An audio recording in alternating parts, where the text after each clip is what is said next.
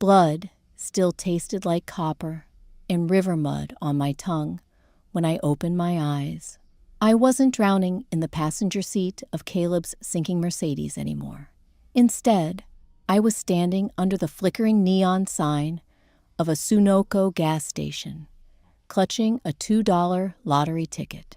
My cheating fiancé was honking the horn of our beat-up Civic, oblivious to the fact that I had just died. So I walked over, handed him the winning ticket, and let the curse begin. My lungs heaved, pulling in air so sharply it burned my throat. I staggered forward, my hand slamming into the cold, rusted metal of a trash can outside the gas station doors. I expected to cough up river water. I expected the freezing, murky darkness of the Delaware River to crush my chest. Nothing came up but a dry heave. I touched my face. My skin was warm, dry. I looked down at my clothes, the faded denim jacket and the gray cotton t-shirt. They weren't soaked in freezing water. They smelled like stale cigarette smoke and cheap laundry detergent. A loud, obnoxious honk shattered the quiet of the night. I flinched my head, snapping toward the sound. There, idling in the pothole-ridden parking lot, was Caleb's 2012 Honda Civic. The passenger side headlight was burned out.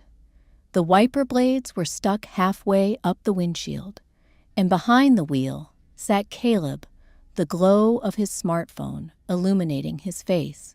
He looked annoyed. He looked alive. My brain misfired, unable to reconcile the image of him sitting there in his ratty flannel shirt with the last memory I had of him. His face pale, illuminated by the fading dashboard lights, underwater, kicking off the center console to squeeze out of his window, while I screamed, trapped under a jammed seatbelt. He had looked back at me, just for a second. His eyes were perfectly in calm. Then he swam for the surface, leaving me to drown. I squeezed my eyes shut, a violent tremor shaking my hands. I was dead. I knew what death felt like. The agonizing pressure in my ears, the way my throat involuntarily opened to breathe in water, the total absolute darkness. Yet I was breathing. The heavy scent of damp asphalt and gasoline filled my nostrils. The fluorescent lights overhead buzzed like angry hornets. I looked down at my right hand. My knuckles were white, gripping a small rectangle of stiff cardboard. A scratch-off ticket. The gold rush. A wave of vertigo hit me so hard, my knees buckled. I caught myself on the trash can, staring at the silver foil covering the numbers. I remembered this night, October 14th, 3 years ago. We were driving back from a disastrous dinner at his mother's house. I went into the gas station to buy a black coffee to keep him awake. On a whim, I slapped 2 crumpled dollar bills on the counter for a ticket. In my first life, I got into the passenger seat. I used a quarter to scratch it. I won $50 million. $50 million that bought us a mansion, cars, and a life of absolute luxury. But the money was a parasite. It didn't just change things, it rotted them. 2 months after the payout, my brother died in a freak industrial accident. A year later, my mother developed a rapid aggressive dementia that took her mind in weeks. And Caleb changed. The money stripped away his faux charming veneer and left a paranoid, greedy, hollow shell of a man who started sleeping with Naomi, our mutual friend, a man who, when the prenuptial agreement threatened to leave him with nothing after I finally found out about the affair, drove our car off a bridge on a rainy night. He made sure his seatbelt was unbuckled before we hit the water. He made sure mine was jammed. Harper, Caleb's voice cut through the damp night air. He rolled down the window. Are you going to stand there all night? It's freezing. Let's go. I stared at him.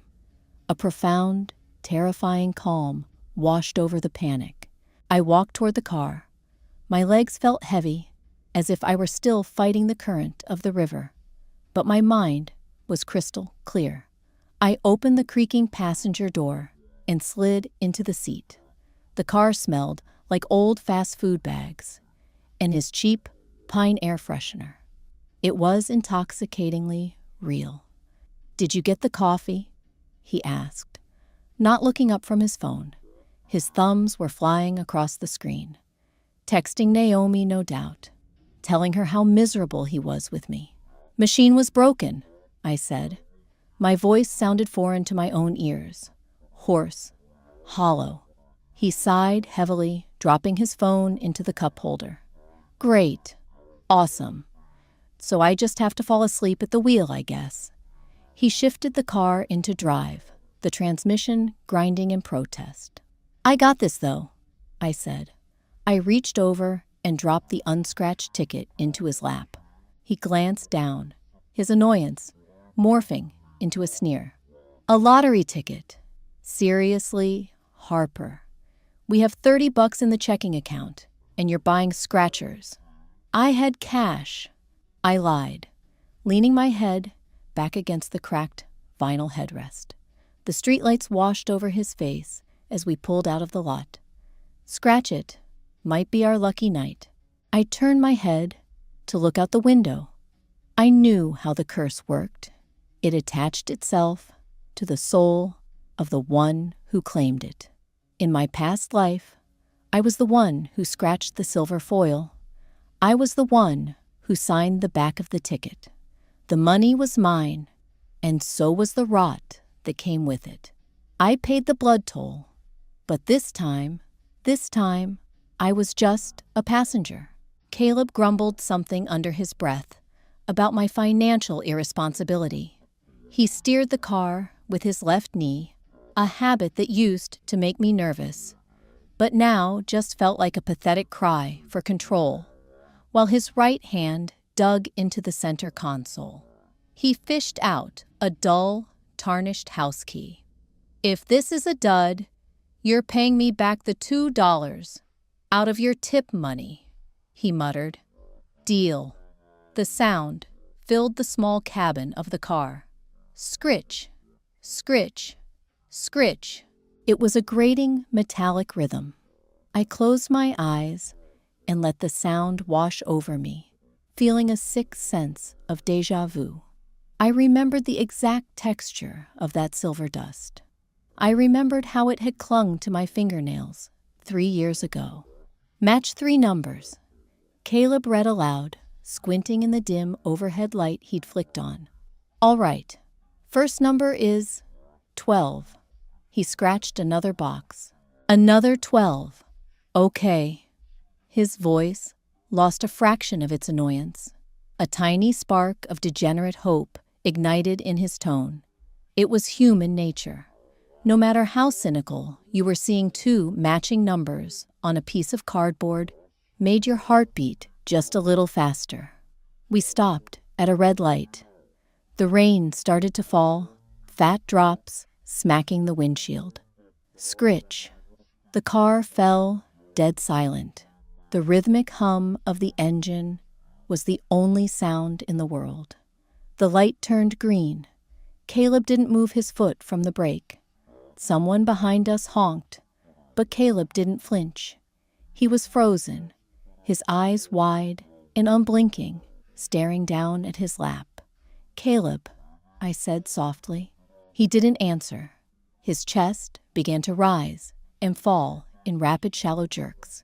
He raised his left hand, trembling violently, and turned on the overhead dome light to get a brighter look. The silver flakes dusted his jeans like toxic snow. "Harper," he whispered. It was a wet, breathless sound. "What?" "Harper, look at this. Look at this right now." He shoved the ticket into my face.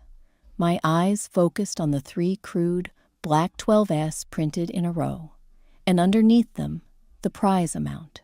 $50 million. I feigned a gasp. I covered my mouth with both hands. "Caleb, is that 50?" He choked out spit flying from his lips. 50 million. 50 fucking million dollars. He slammed both hands on the steering wheel, throwing his head back and screaming a guttural primal roar of pure ecstasy. The car behind us honked again, longer this time. Caleb shoved the shifter into drive and slammed on the gas. The tires squealed on the wet pavement. "We're rich," he screamed, his face flushed red, the veins in his neck bulging. "I'm rich. Oh my God, Harper, I'm never going back to that warehouse. I am never taking orders from that fat piece of shit. Gary ever again. I'm rich, not we." I noted the slip immediately. In my first life, I had been the one to scream, "We're rich." He reached over and grabbed my face with his right hand. His palm was clammy and sweating profusely. He kissed me hard and bruising on the mouth. Muscle memory kicked in a buried, pathetic part of my brain that used to love this man, trying to respond to the affection. But all I tasted was river mud. All I felt was the crushing weight of the water. I kept my eyes open during the kiss, staring at his tightly shut eyelids. "We did it, baby," he laughed, pulling back and wiping his mouth. "Everything changes now." "Everything?" I agreed, my voice steady. He spent the rest of the drive practically vibrating out of his seat. He talked a mile a minute. He was going to buy a Porsche. He was going to buy a Rolex. He was going to put his mother in a private care facility. He never mentioned my student loans. He never mentioned the medical bills from my mother's recent surgery. I just nodded, watching the streetlights pass over his face, casting long, sharp shadows across his features. The curse didn't wait for the money to clear the bank. The rot started the moment the mind accepted the wealth. I could see it happening already. His eyes were darting around, checking the rearview mirror every 10 seconds, as if someone in the cars behind us already knew he had $50 million sitting in his lap and was coming to take it. He tucked the ticket into his shirt pocket, right over his heart, and buttoned it shut. His hand kept hovering over it, patting it, making sure it was still there. Paranoia. Stage 1. I leaned my head against the cold glass of the window and smiled into the darkness. "Hold on tight, Caleb. The ride is just starting." Our apartment was on the 3rd floor of a walk-up building that smelled permanently of boiled cabbage and old cat litter. The carpet in the hallway was a stained mustard yellow. When Caleb unlocked the door and shoved it open, the hinges screamed. Normally, Caleb complained about the apartment the second he walked in. Tonight, he didn't even notice the peeling wallpaper in the narrow entryway. He was too busy pacing the length of our cramped living room, his phone pressed to his ear. "Naomi, pick up, pick up, pick up," he muttered, gnawing on the thumbnail of his free hand. I was in the tiny kitchenette, pouring myself a glass of tap water. I watched him through the pass-through window, my heart beat in a slow, measured rhythm. In my first life, I was the one who called Naomi. She was my best friend from college. I wanted her to share in the joy. I wanted to help her pay off her credit card debt. Now Caleb was calling her. "Naomi A." Caleb's voice jumped an octave. He stopped pacing. "Get over here. Right now. I don't care that you're in pajamas. Put on a coat and get over here." "No, I'm not drunk. I just get here. It's an emergency. A good emergency."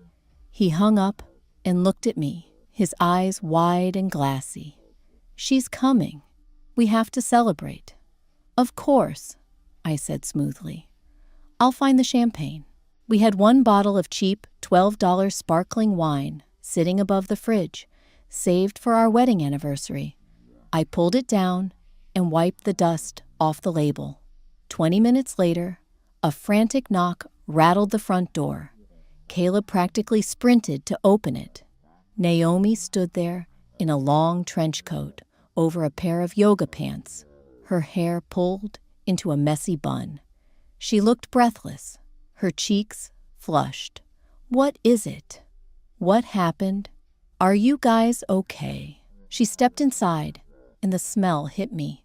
Vanilla and amber. It was a heavy, sweet perfume. A year into my first life's sudden wealth, I found Caleb's silk tie in the laundry basket, smelling exactly like that. When I confronted him, he told me I was crazy, that the money was making me paranoid, that I was projecting my own insecurities. He gaslit me for 6 months while sleeping with her in the very beds I bought. "Harper, hey," Naomi said, rushing over to hug me. I stiffened, allowing her arms to wrap around my shoulders. I felt the sharp bones of her collarbone, the warmth of her skin. "Hi, Naomi. What's going on?" she asked, pulling back and looking between us. Caleb couldn't hold it in any longer. He reached into his shirt pocket, his fingers trembling, and pulled out the ticket. He held it up by the edges, treating it like a holy relic. "Look," he commanded softly. Naomi leaned in. Her eyes scanned the card. The 312S, the zeros. Her breath hitched. She physically staggered back her hand, flying to her chest. "Caleb, Harper, is this real?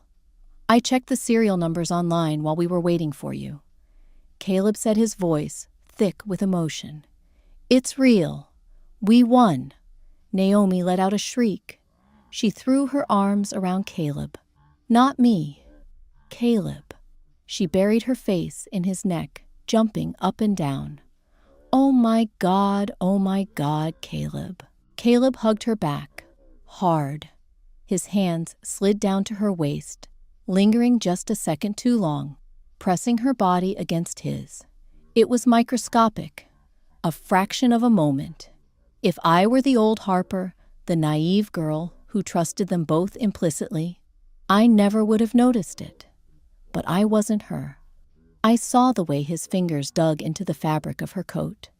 I saw the secret knowing look that flashed in Naomi's eyes before she pulled away and remembered to include me turning to grab my hands. "This is insane," Naomi cried. "You guys are set for life."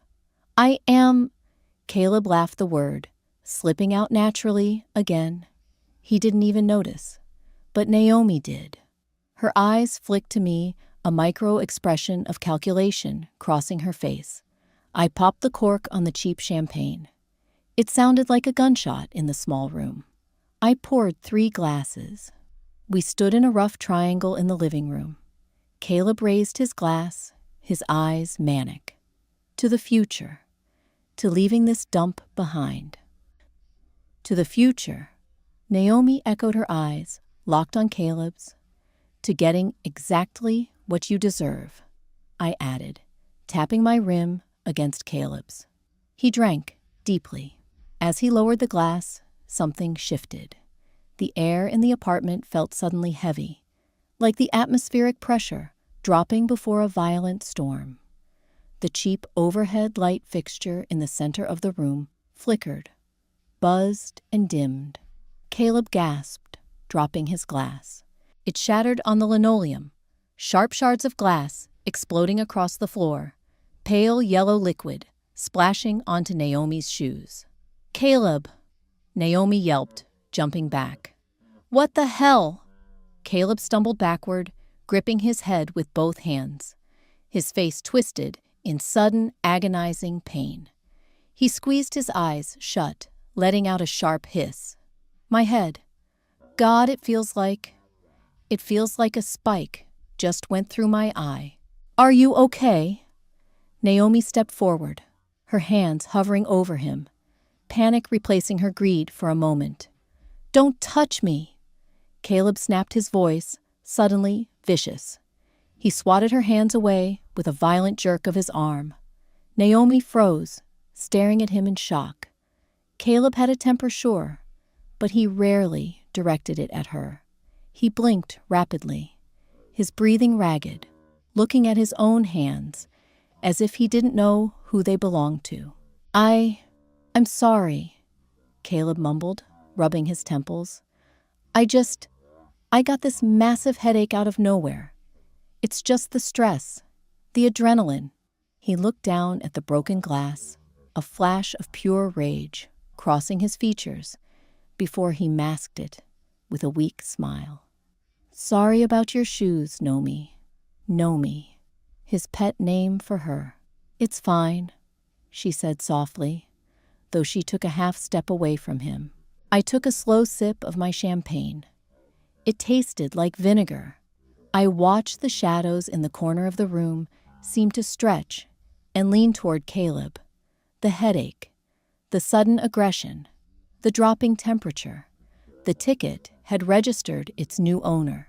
The curse was awake, and I was going to enjoy every single second of watching it devour him. Morning broke through the cheap vinyl blinds, casting harsh, uneven lines of light across the living room floor. I hadn't slept. I'd spent the night lying stiffly on the lumpy mattress in our bedroom, listening. From the other side of the thin drywall, the sounds of Caleb's unraveling had provided a steady, pathetic soundtrack to my night. The squeak of his sneakers pacing the worn linoleum. The opening and closing of the deadbolt. 5 times, 6 times. Checking to see if the door was secure. Checking to see if someone was coming for his paper fortune. When I finally pushed myself off the mattress, my joints ached with a phantom cold. I walked into the living room. The air was thick and sour-smelling of dried champagne and unwashed bodies.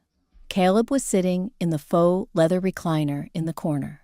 He hadn't changed clothes.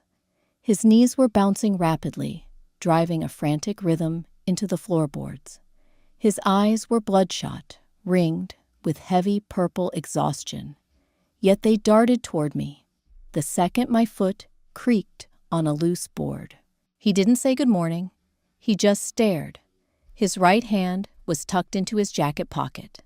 I knew what he was gripping. "Get dressed," he rasped. His throat sounded like it was coated in gravel. "We have to be at the lottery headquarters when they open. 9 sharp. You didn't sleep," I said, leaning against the doorframe. "Who can sleep?" He scoffed, standing up. The sudden movement made him sway, and he caught himself on the arm of the chair. A grimace of pain flashed across his face, his free hand flying to his left temple. "Headache again?" I asked, keeping my voice utterly devoid of sympathy. "I'm fine," he snapped, pushing past me toward the bathroom. "Just get your coat." The drive to the state lottery headquarters was suffocating. In my previous life, this car ride had been a blur of joyful tears, loud radio music, and desperate plans for the future. Today, the radio was off. The only sound was the failing transmission whining under the hood and Caleb's ragged breathing. He drove exactly 5 miles under the speed limit, gripping the steering wheel so tightly his knuckles were bone white. Every time a car pulled up beside us at a light, he would lean away from the window, pulling his jacket tighter across his chest. Paranoia. It was setting in, beautifully taking root in the selfish soil of his brain. The headquarters was a brutalist concrete building, sterile and imposing. We sat in a small, windowless office across from an older woman with a laminated name tag that read, Brenda. She smelled overpoweringly of peppermint chewing gum and cheap laser printer toner. "Congratulations," Brenda said, sliding a thick stack of paperwork across the desk. Her voice was flat. She had seen this 100 times. She had probably seen 100 lives ruined by these exact papers. "Now, Mr. Miller, regarding the disbursement, lump sum or annuity?" "Lump sum," Caleb said instantly. and I want it wired today." Brenda smiled a tight, condescending line. "It doesn't work that way, sir. It takes roughly 2 weeks for the funds to clear state auditing and be deposited into your designated account." Caleb's jaw clenched. A muscle ticked frantically under his left eye. 2 weeks. I have the winning ticket right here. It's mine. It's standard procedure." Brenda replied smoothly. "Now, whose name will be on the claiming trust? Or will it be a joint account?" This was the moment. In my first life, Caleb had looked at me, kissed my cheek, and told the clerk to put both our names on it. We were getting married, after all. Now, Caleb hesitated. The silence stretched out heavy and suffocating. The buzzing of the fluorescent lights seemed to grow louder. Caleb looked down at the desk, refusing to meet my eyes. He swallowed hard. The air in the room suddenly turned freezing cold, the hairs on my arms standing up. The curse was whispering to him. It fed on his insecurities, inflating his greed, until it suffocated his reason. "Just me," Caleb said. His voice was a pathetic, reedy whisper. Brenda raised an eyebrow, glancing at me. I didn't blink. I didn't cry. I didn't scream at him demanding my half of the $2 I spent on the ticket. I just watched him. I watched a man sell whatever remained of his shriveled soul for a direct deposit. "Just Caleb." I confirmed, my voice steady. "We aren't married yet." Caleb finally looked at me, a flash of guilt quickly swallowed by defensive anger. "Harper, you know how complicated joint taxes get. It's just easier this way. I'll make sure you're taken care of, obviously. It's our money. Our money." The lie tasted like copper. "I know you will, Caleb," I said, offering him a perfectly empty smile. He signed the paperwork. The scratch of the plastic pen on the thick paper sounded like tiny teeth tearing into meat. I watched the ink dry, knowing that with every signature, he was digging his own grave. I wasn't just a passenger anymore. I was the architect of his ruin, and I had plenty of time. 14 days later, the money hit his account. $28.4 million after taxes. The immediate shift in our reality was jarring a violent whiplash from poverty to excess that made my stomach churn. Caleb didn't wait. He had spent the 2-week waiting period, burning through his meager credit cards, securing a short-term lease on a penthouse downtown, while we house hunted. The day we moved in, I walked across the massive expanse of white marble in the foyer, the hard soles of my boots echoing off the vaulted ceilings. The place was vast, empty, and freezing. It didn't smell like a home. It smelled like industrial glass cleaner and new, heavily treated leather. Caleb was standing by the floor-to-ceiling windows, overlooking the city, a heavy crystal tumbler of amber liquid in his hand. It was 11 in the morning. "Look at this," he murmured, pressing his free hand against the glass. "They look like ants down there."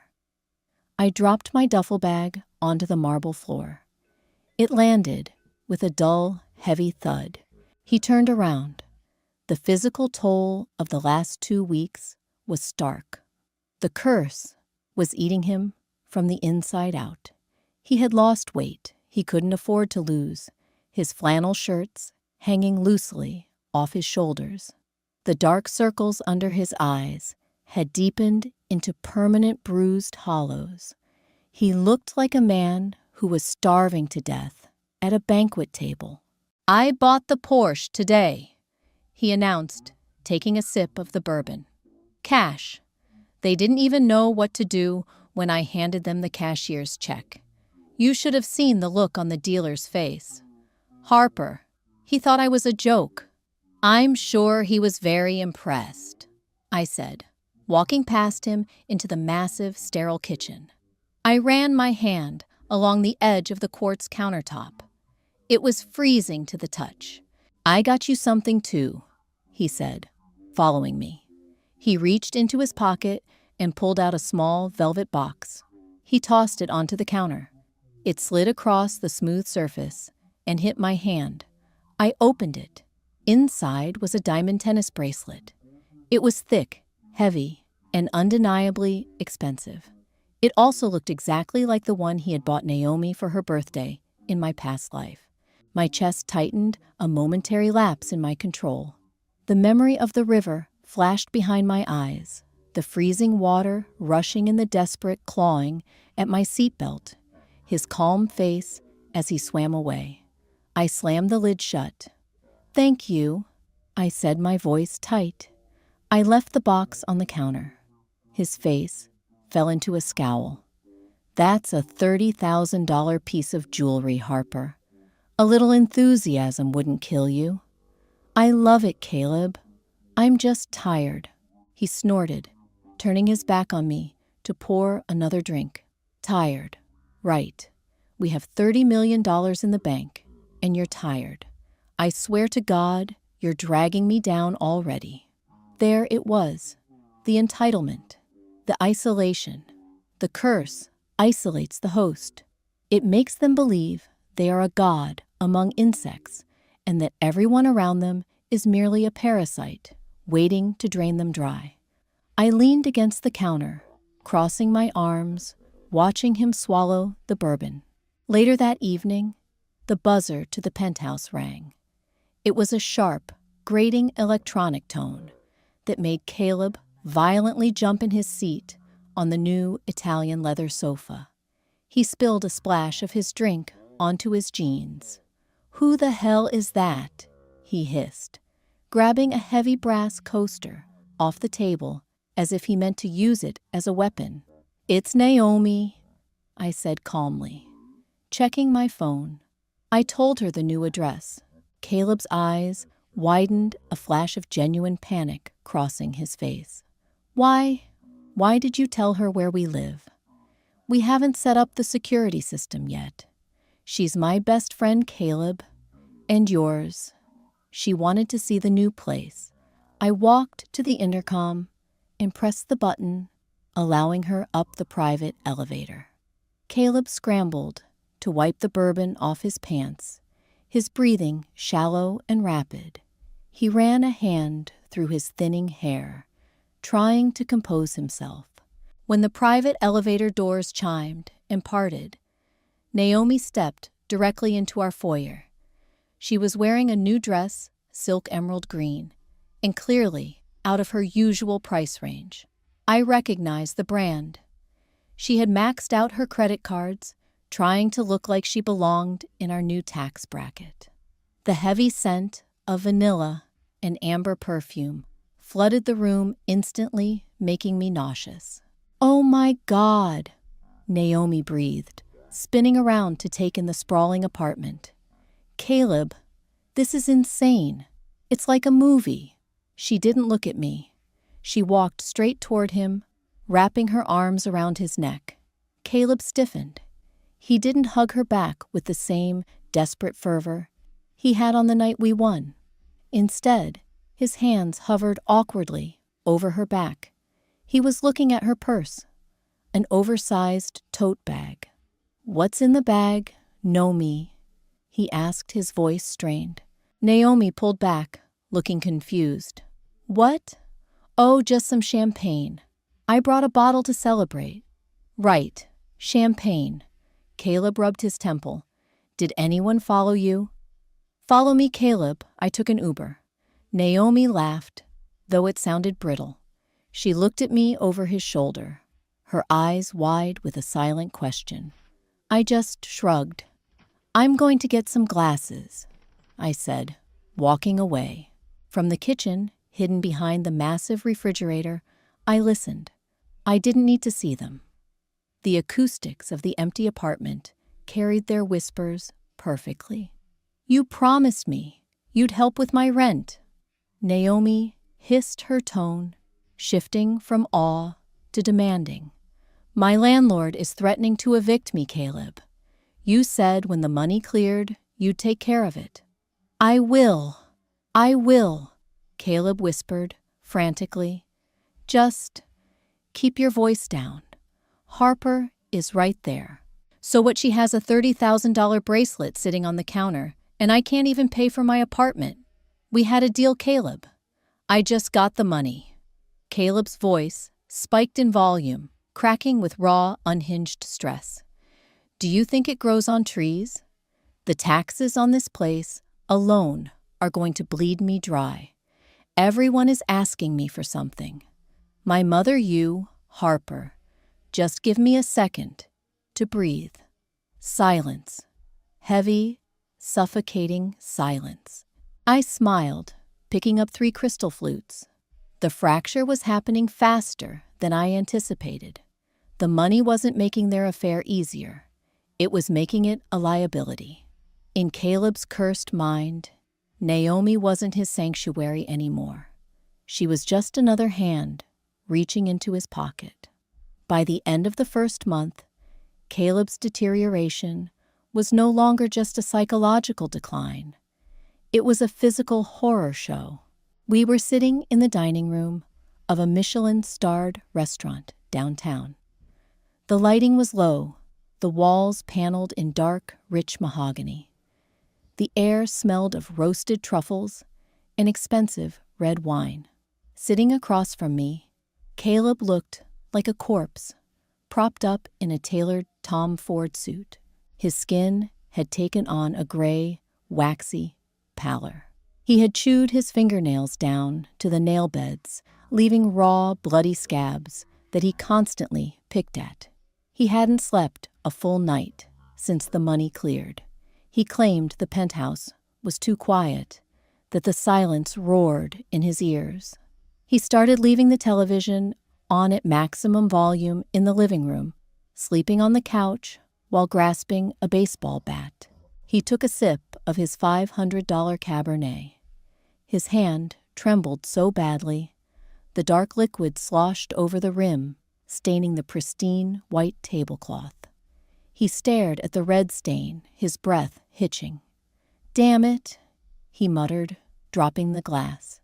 It tipped over, rolling across the table and shattering on the hardwood floor. He flinched violently, covering his ears. So loud. Why is everything so loud? The surrounding tables fell silent. Diners turned to stare. The maitre d' began rushing over, a look of polite panic on his face. I calmly placed my linen napkin on my lap. "Caleb, breathe. It's just a glass." "They're looking at me," he whispered, leaning across the table, his eyes wide and unblinking. "They know who I am. The valet knew." He looked at my watch, Harper. He looked at it for too long. He was just admiring it. I lied smoothly. "No." Caleb shook his head frantically. "He wants it. Everyone wants it." He was gripping the heavy silver butter knife, his knuckles white. I watched his fingers twitch. The curse didn't just ruin a person's mind, it ruined their luck. It brought a steady, unrelenting stream of minor catastrophes that chipped away at whatever sanity remained. In the past week, he had blown a tire on the new Porsche, lost his wallet in a secure country club, and nearly choked on a piece of steak, requiring me to perform the Heimlich maneuver, while he gasped, his face turning purple. Every time I looked at him in those moments of panic, I felt a deep, vicious thrill. I felt the ice-cold water of the Delaware River receding just a little bit. "Sir, let me clean that up for you," a busboy murmured, appearing with a towel. Caleb violently swatted the boy's hand away. "Don't touch my table, back off." The busboy stumbled backward. The maitre d' arrived, his smile tight and forced. "Mr. Miller, is everything all right?" "We're leaving," Caleb barked, standing up so fast his chair crashed to the floor. He threw a crumpled $100 bill onto the wet tablecloth. "Harper, let's go." I stood, apologizing silently to the staff with a sympathetic look that I had perfected over the last 4 weeks. The long-suffering fiancé, the woman bravely holding her broken man together. It was a role I played flawlessly because I knew the cameras were watching. I knew the waiters were gossiping. I was building my alibi. When Caleb finally imploded, no one would ever suspect me. The ride up the private elevator to our penthouse was deafeningly silent. When the doors opened, the smell hit us. It wasn't industrial cleaner this time. It was the heavy, suffocating stench of smoke. Caleb froze, dropping his keys. "Fire! The place is on fire." He bolted down the hallway. I followed at a measured pace. There was no fire. The curse loved to play tricks on his senses. It preyed on his deepest fears. Right now, his deepest fear was losing the apartment, his fortress. I found him in the kitchen, frantically opening cabinets, coughing and waving his hands in front of his face. "Caleb, stop," I said quietly. "Can't you smell it?" He screamed, his eyes wild. "It's burning. My money is in the safe. I have to get it out." "There's no smoke, Caleb. Look around you." He stopped. He blinked, staring at the pristine, cold kitchen. He took a deep, ragged breath through his nose. The phantom smell vanished as quickly as it had arrived. He collapsed against the island counter, sliding down until he was sitting on the floor, pulling his knees to his chest. He began to cry, weak, pathetic, gasping sobs. I walked over and stood above him.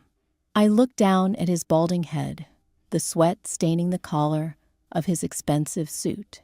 He was completely broken. My phone buzzed in my clutch. I pulled it out. It was a text message from an unknown number. "I know you're covering for him. Meet me tomorrow. We need to talk about Caleb. Naomi." I stared at the glowing screen, the harsh blue light reflecting off the marble floor.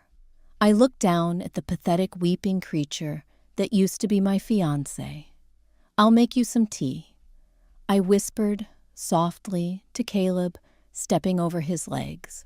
I walked into the dark living room, leaving him crying in the kitchen. I typed a quick reply. "Name the place." I hit send, the satisfaction curling in my stomach like a warm fire. Caleb's mind was gone.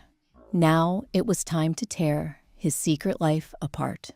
The rot was spreading beautifully, and I was going to make sure they dragged each other down to the very bottom of the river.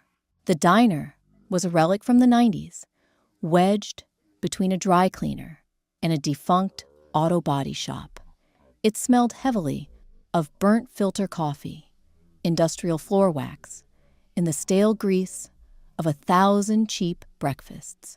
I sat in a booth near the back, tracing the deep gouges in the faux wood laminate table.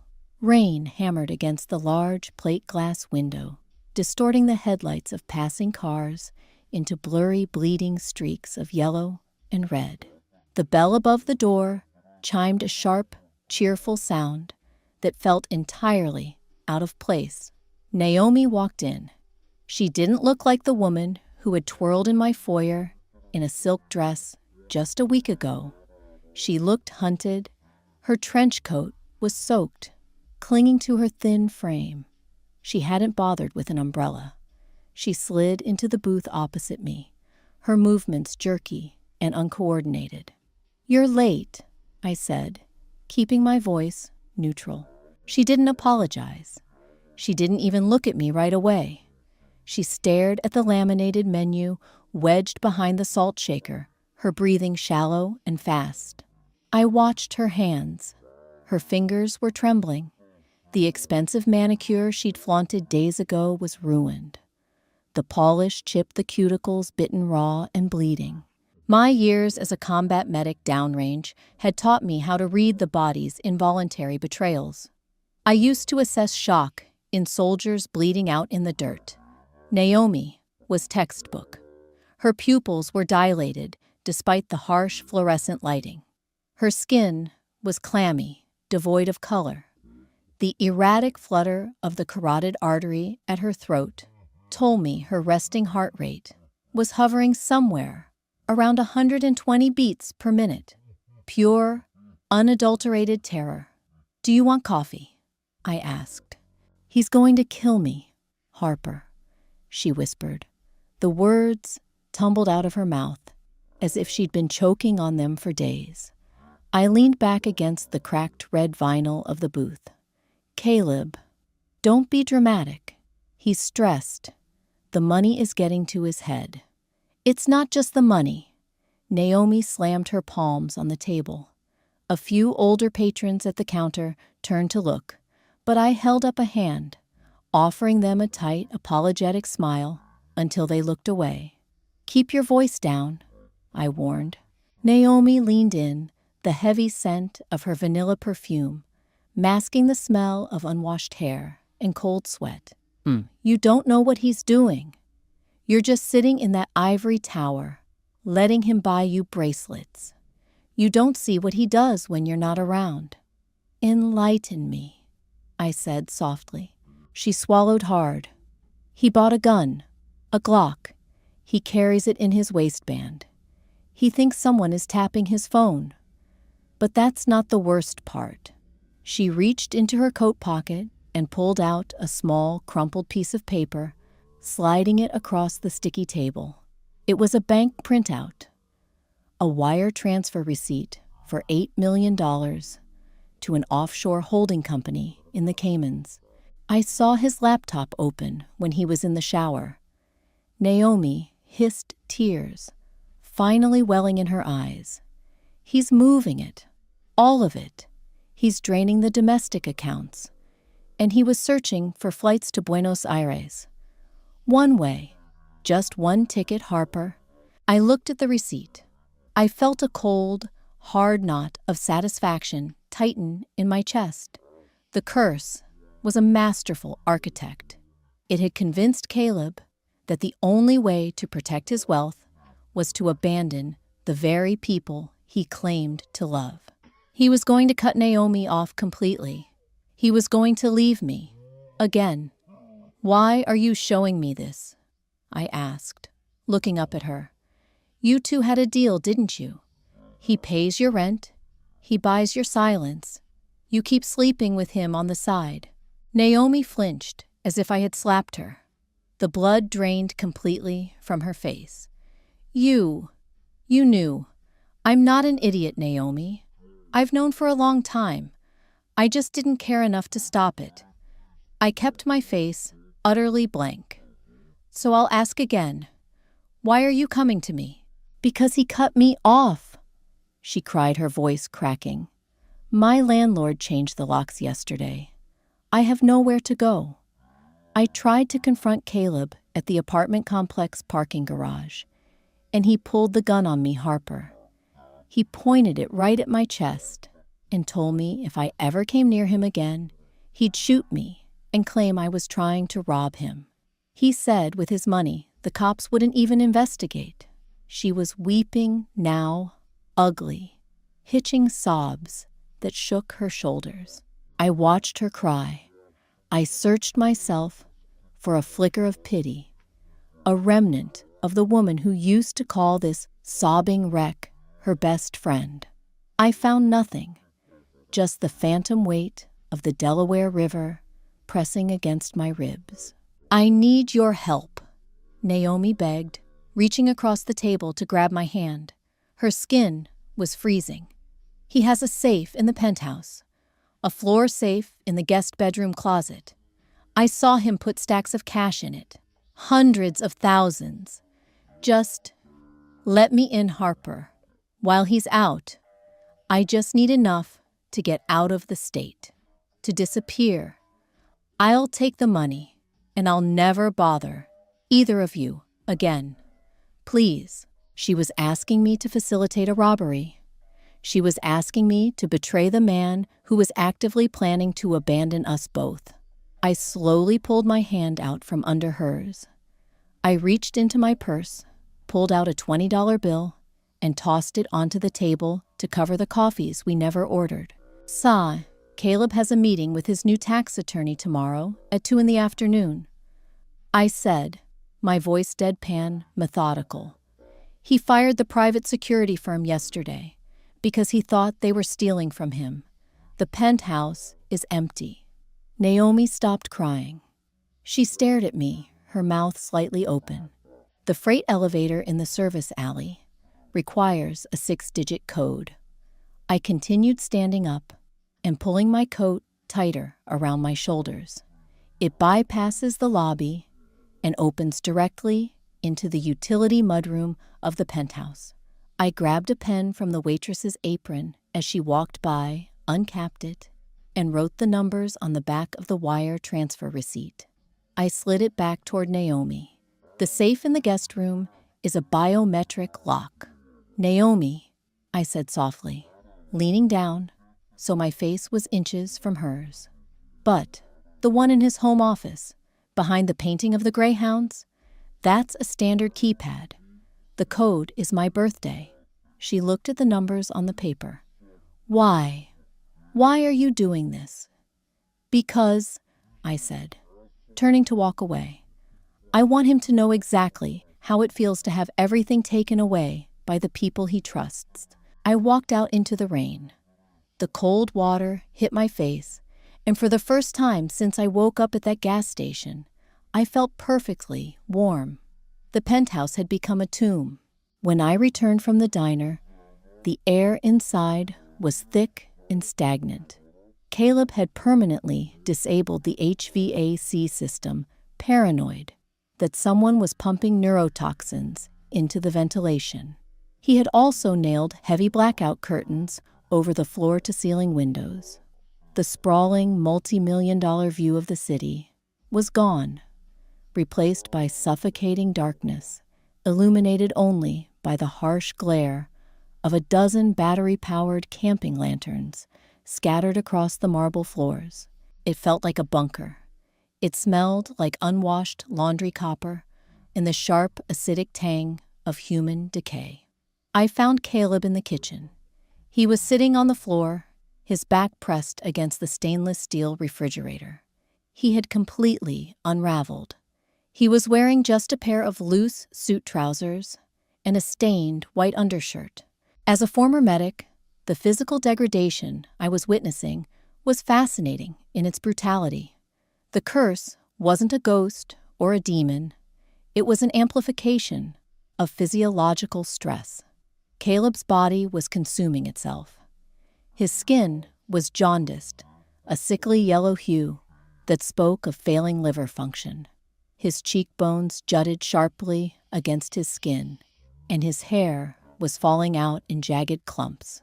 He was holding the Glock.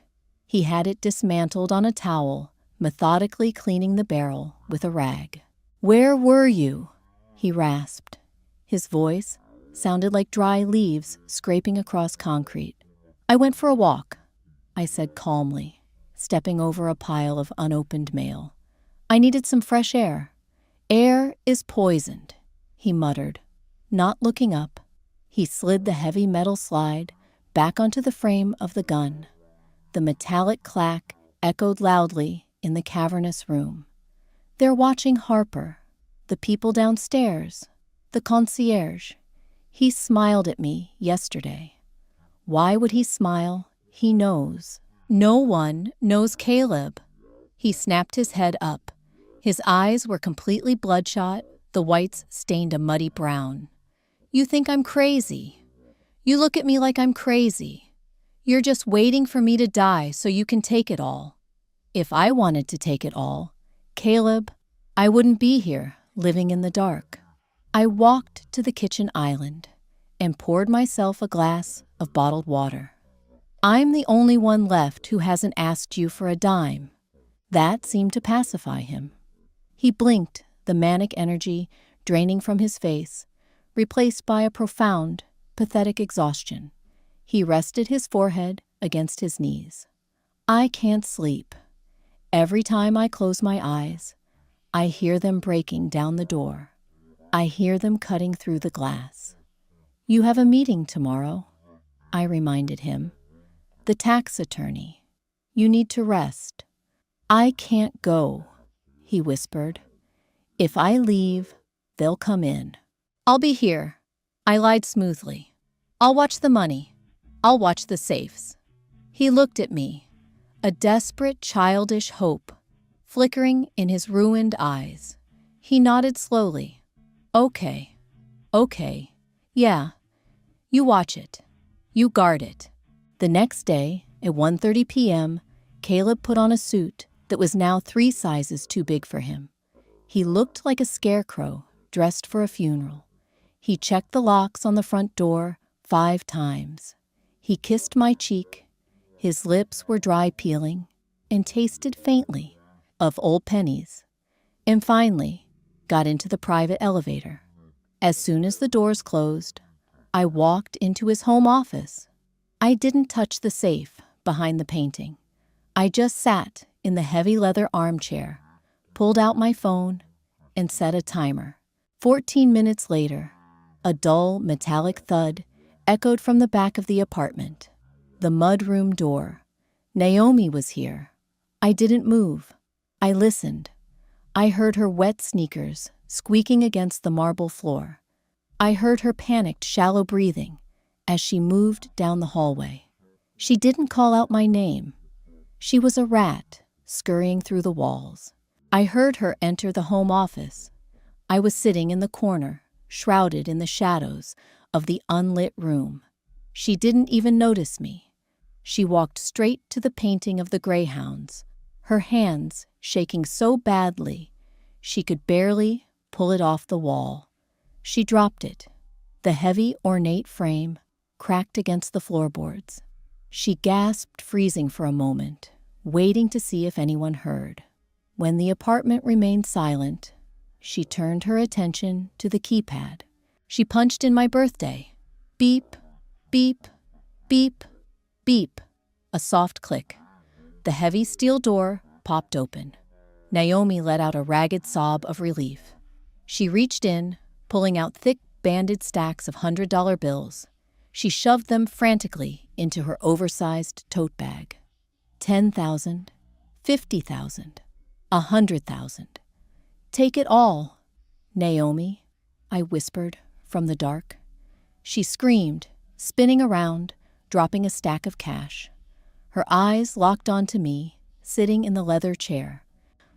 Harper, she gasped, clutching her chest. Jesus, you terrified me. I thought you were gone. I told you I'd help you, I said, my voice eerily calm. But you have to hurry. You have about 3 minutes.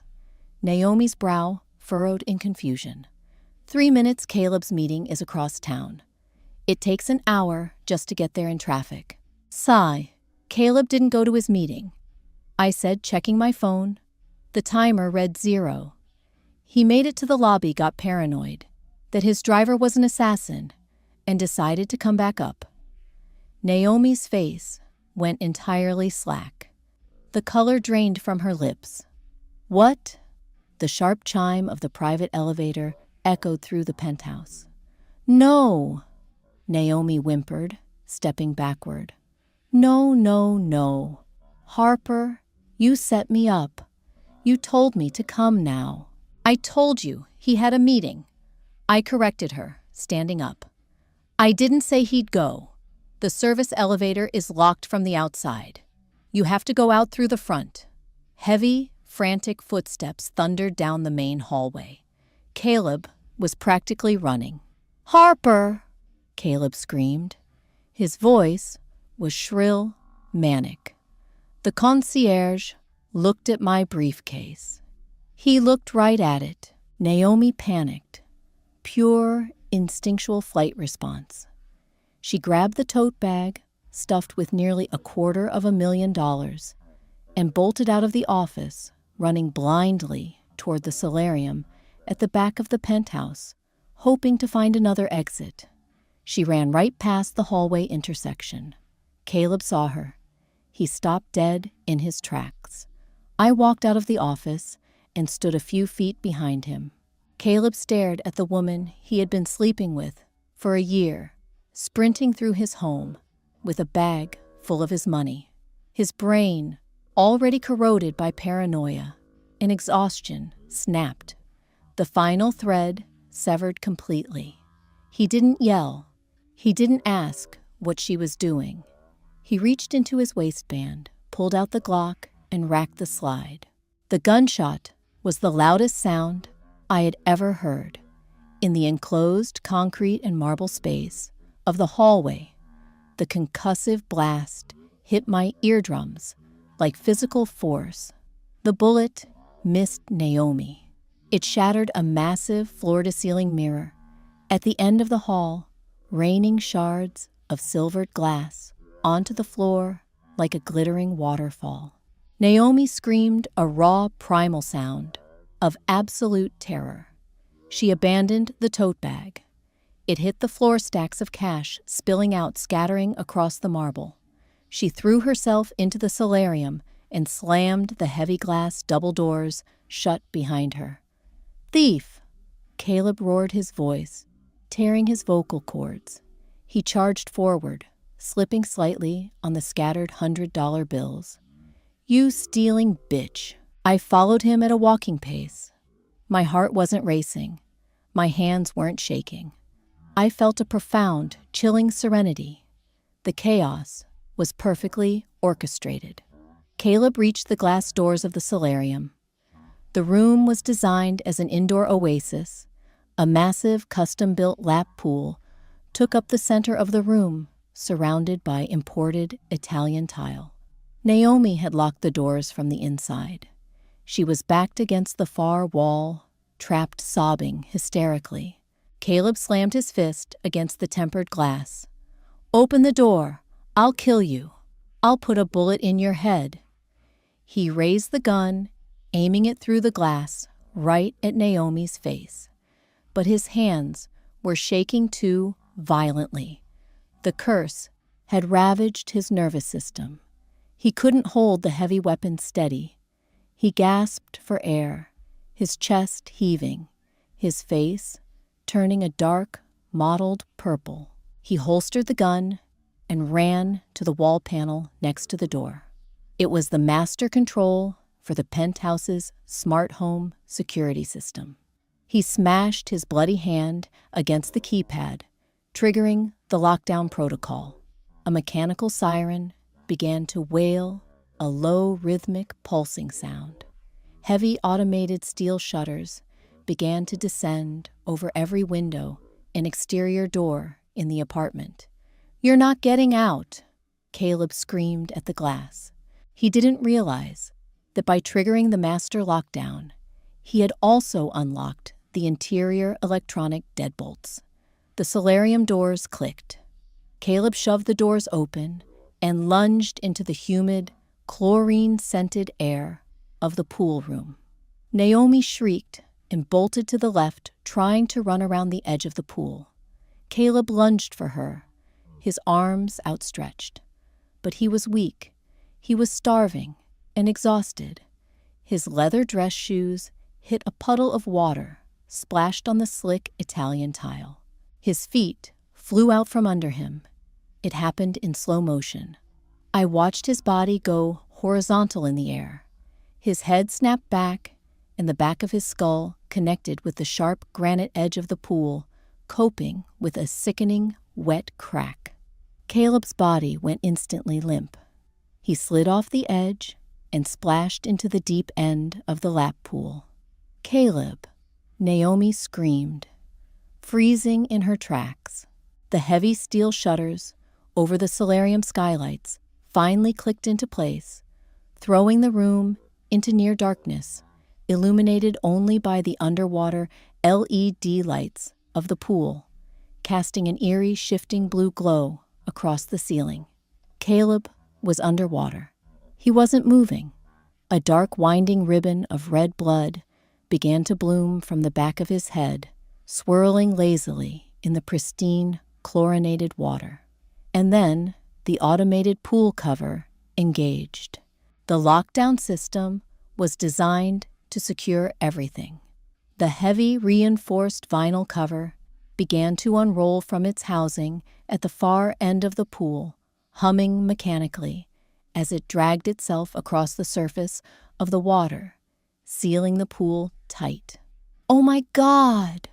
Naomi choked out her hands, flying to her mouth. "Harper, help him." The cover. I stood in the doorway. I didn't move. I looked at the water. I remembered the freezing blackness of the river. I remembered the pressure in my chest. I remembered the absolute horrifying realization that the man I loved was going to let me die so he could keep his money. The blue lights of the pool illuminated Caleb underwater. The cold shock of the water must have revived him. He suddenly thrashed his eyes, snapping open. He pushed himself up, breaking the surface, just as the heavy vinyl cover slid over his head. He gasped for air, but there was none. The cover was taut, locked into the tracks on the side of the pool. It was designed to hold the weight of a car. Caleb pushed his hands against the vinyl above his head, frantically trying to lift it. He couldn't get leverage. The water was 10 feet deep. He turned his head and looked through the water through the glass wall of the pool. He looked right at me. His eyes were wide, bulging with terror. He slammed his fists against the underwater glass. Thump, thump, thump, muffled, pathetic sounds. "Harper, do something!" Naomi shrieked, grabbing my arm, shaking me. "He's drowning. Turn it off. Turn off the cover." I looked at Naomi. I reached out and gently removed her hand from my arm. "He doesn't know the code," I said quietly. "What?" I looked back at Caleb. He was screaming underwater now, bubbles erupting from his mouth, escaping to the surface, only to be trapped under the vinyl. His movements were slowing down. The panic was giving way to the inevitable suffocating darkness. I walked right up to the edge of the glass. I crouched down so I was eye level with him. He stopped thrashing. He stared at me. For a single fleeting second, the madness cleared from his eyes. He recognized the look on my face. It was the exact same look he had given me 3 years ago when he kicked off the center console and swam for the surface. He knew. He opened his mouth one last time, swallowing a massive lungful of water. His eyes rolled back. His body went limp, slowly sinking to the tiled floor at the bottom of the pool, the red cloud of blood settling around him like a halo. The mechanical hum of the pool cover clicked off, fully deployed. The room fell entirely silent, save for Naomi's hysterical, hyperventilating sobs. I stood up. I smoothed the wrinkles out of my skirt. I breathed in the heavy scent of chlorine and ozone. I didn't taste river mud anymore. My lungs were full, and my chest was perfectly light. "Gather your money, Naomi," I said, my voice cutting through her sobs like a scalpel. "The police will be here in 10 minutes. The security system automatically alerts them to a gunshot." She looked at me, her face pale, trembling violently. She looked from me to the gun on the floor, to the dark water under the cover. She realized exactly what I was. She didn't say a word.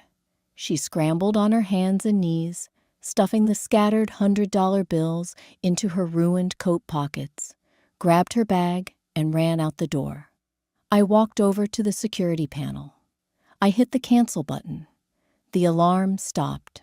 I sat down in one of the plush lounge chairs by the side of the pool, crossed my legs, and waited for the sirens. The curse was finally paid in full. I was reborn. I was rich. And for the first time in 2 lifetimes, I was entirely free. And that's how you break a curse, by letting the rot consume the architect. If you felt that cold chill during Caleb's final moments under the water, smash that like button to help the algorithm share this video with a friend who loves a deeply satisfying dark revenge plot, and make sure you subscribe so you never miss another story. What would you have done if you were in Harper's shoes? Would you have pulled the lever or let him sink? Drop your answers in the comments below. Thanks for listening, and I'll see you in the next one.